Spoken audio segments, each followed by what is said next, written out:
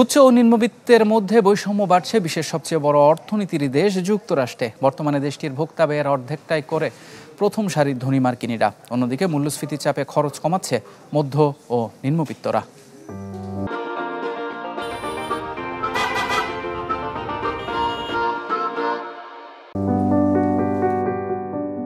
যুক্তরাষ্ট্রে বাড়ছে উচ্চবিত্ত এবং নিম্নবিত্তের অর্থনৈতিক বৈষম্য।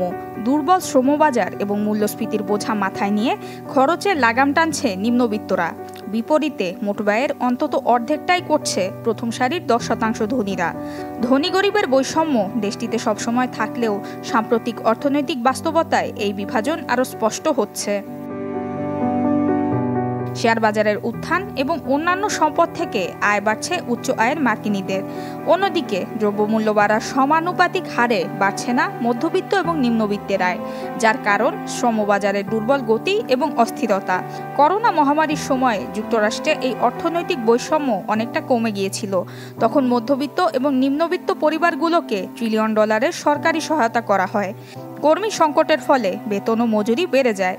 কিন্তু মহামারী পরবর্তী সময়ে এই পরিস্থিতি বদলে যায়।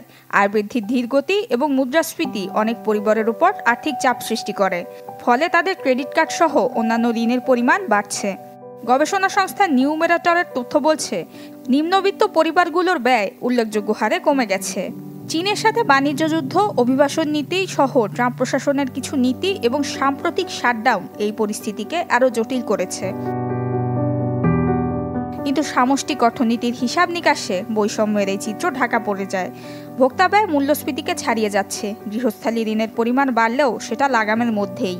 অর্থনৈতিক প্রবৃদ্ধিতে কিছুটা ধীরগতি দেখা গেলেও পরিস্থিতিকে ঠিক সংকটময় বলা যায় না। কিন্তু অর্থনীতির এই স্থিতিস্থাপকতা পুরোটাই দাঁড়িয়ে ধনী পরিবারগুলোর আয় ব্যয়ের উপরে, যা চাপ ফেলছে ফেডারেল রিজার্ভের সিদ্ধান্তে। মূল্যস্ফীতি মোকাবেলায় সুদের হার বাড়ালে শ্রমবাজারে আরও চাপ সৃষ্টি হয়। অন্যদিকে বেকারত্বের হার বেড়ে 4.3% পৌঁছে গেছে। অর্থাৎ সার্বিকভাবে যদিও তথ্য উপাত্ত এক শক্তিশালী অর্থনীতির আভাস দেয়, ঢালাওভাবে সেটা সব মার্কিনীদের জন্য প্রযোজ্য নয়। নুসরাত মৌমি, চ্যানেল 24।